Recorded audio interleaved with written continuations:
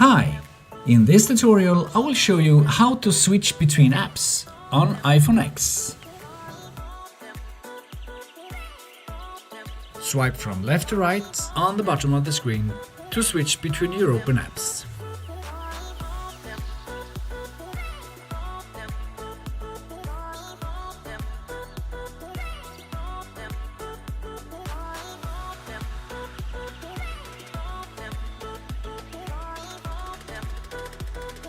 You can also swipe up from the bottom of the screen and hold to see the apps that you have in the background.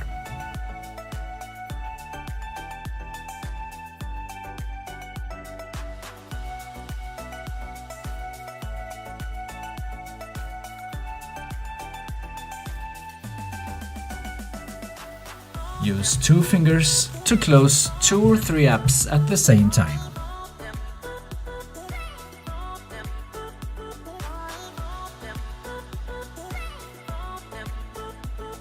And that's it.